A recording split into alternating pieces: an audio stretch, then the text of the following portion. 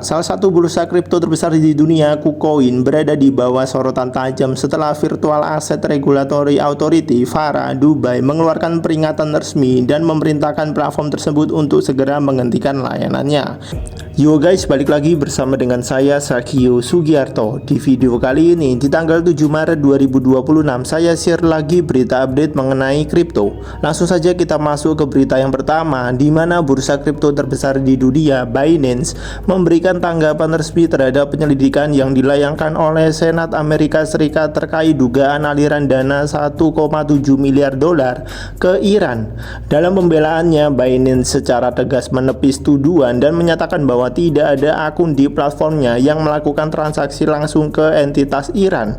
Klarifikasi ini menjadi langkah penting bagi Binance untuk mempertahankan reputasinya di tengah gempuran regulasi dan tekanan politik yang semakin memanas di Washington.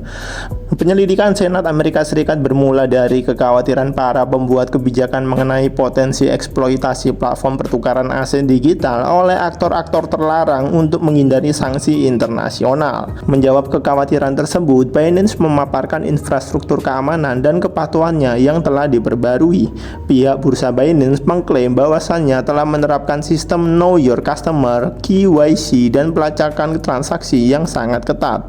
Teknologi ini dirancang secara khusus untuk secara otomatis memblokir akses dan transaksi dari maupun menuju wilayah-wilayah yang masuk dalam daftar hitam sanksi Amerika Serikat termasuk Iran.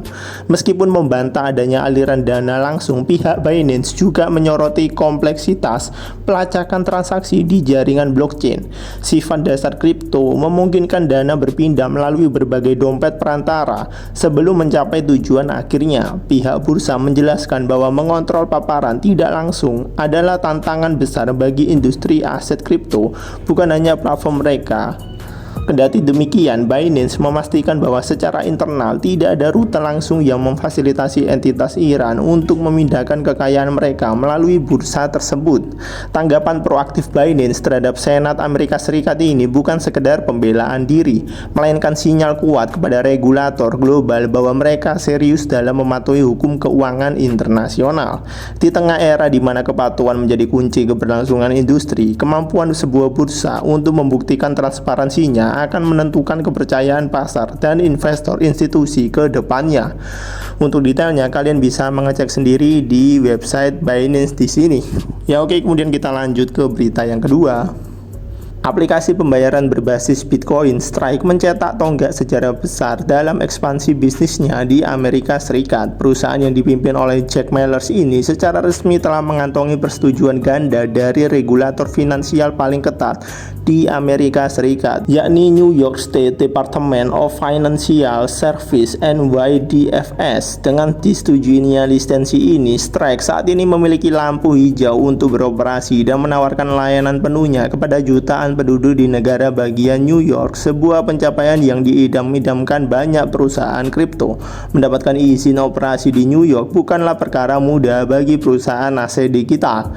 NYDFS dikenal memiliki standar kepatuhan regulasi yang sangat tinggi. Namun Strike berhasil membuktikan kapabilitasnya dengan meraih dua lisensi sekaligus, Bit License yang ikonik dan lisensi pengiriman uang, Money Transmitter License.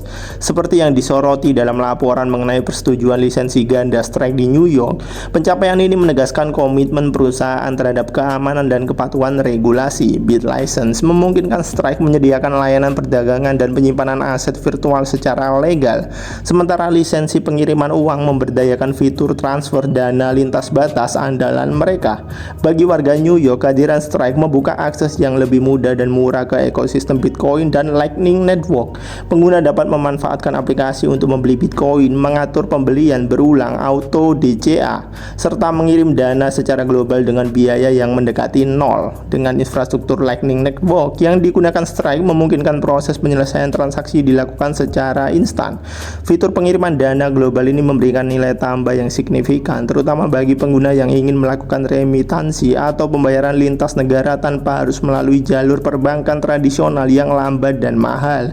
Keberhasilan Strike menembus benteng regulasi New York memberikan sinyal positif bagi industri kripto secara keseluruhan, membuktikan bahwa inovasi teknologi blockchain khususnya jaringan Bitcoin dapat berjalan beriringan dengan kerangka regulasi pemerintah yang ketat demi perlindungan konsumen. Kedepan, langkah ekspansif Strike di pusat keuangan dunia ini diprediksi akan semakin mempercepat adopsi Bitcoin sebagai alat pembayaran global yang aman dan efisien bagi masyarakat luas. Untuk detailnya kalian bisa mengecek sendiri di sini. Ya oke, kemudian kita lanjut ke berita yang ketiga. Industri global dikejutkan oleh langkah penegakan hukum dari otoritas pengawas aset digital. Salah satu bursa kripto terbesar di dunia, KuCoin, berada di bawah sorotan tajam setelah Virtual Asset Regulatory Authority (VARA) Dubai mengeluarkan peringatan resmi dan memerintahkan platform tersebut untuk segera menghentikan layanannya. Tindakan tegas regulator ini semakin menegaskan reputasi Dubai sebagai pusat kripto global yang menganut prinsip compliance first, di mana inovasi sangat didukung, namun pelanggaran perizinan tidak akan diberi toleransi. Tindakan ini dilayangkan karena KuCoin terbukti tidak mengantongi lisensi atau persetujuan regulasi yang diwajibkan untuk menyediakan layanan aset virtual di wilayah Dubai. VARA mengidentifikasi beberapa entitas yang berafiliasi dan beroperasi di bawah bendera KuCoin termasuk Mac Global, Phoenix Fin, dan Paycon Global telah menyalahi aturan setempat. Regulator menyatakan bahwa segala bentuk aktivitas promosi, pemasaran, hingga penawaran layanan investasi terkait KuCoin tidak memiliki perizinan resmi, sehingga statusnya dianggap ilegal. Menyusun temuan ini, VARA tidak hanya mengambil tindakan penegakan terhadap perusahaan tersebut, tetapi juga menerbitkan himbauan darurat kepada para pelaku pasar. Regulator memperingatkan seluruh investor dan konsumen di wilayah Dubai untuk menghindari segala bentuk interaksi maupun transaksi melalui platform KuCoin. Bagi pengguna, berinvestasi melalui entitas yang tidak terregulasi membawa risiko yang sangat tinggi, termasuk ketiadaan perlindungan hukum jika terjadi peretasan atau kebangkrutan platform. Teguran dari Dubai ini seolah menambah beban berat bagi ekspansi KuCoin di kancah global. Manuver dari VARA ini muncul beberapa minggu setelah regulator keuangan Austria mengambil tindakan serupa. Sebelumnya, otoritas Austria telah melarang cabang KuCoin di Eropa untuk menerima nasabah baru akibat dinilai gagal memenuhi standar manajemen kepatuhan. Serangkaian tindakan tegas dari berbagai yurisdiksi ini menjadi sinyal jelas bahwa era di mana bursa kripto bisa bebas beroperasi tanpa pengawasan hukum ketat sudah berakhir. Ya, mungkin untuk informasi tambahan buat kalian semua, jika kalian sedang menggunakan exchange KuCoin, maka kalian bisa memindahkan sementara aset kripto kalian yang ada di KuCoin ke exchange kripto yang lain agar lebih aman. Ya oke, kemudian kita lanjut ke berita yang keempat. ETF Ethereum mencatat outflow mencapai 90 juta dolar, memicu Ethereum terkoreksi di bawah 2.000 dolar. Untuk detailnya kalian bisa mengecek sendiri di sini.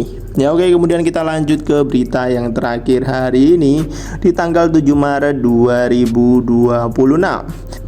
Ya, berita yang terakhir ini adalah berita yang saya share kemarin, ya kurang lebih sama, tapi ini lebih detailnya untuk kalian bisa baca sendiri mengenai akhir kasus dari SEC versus Justin Sun yang sepakat membayar denda 10 juta dolar.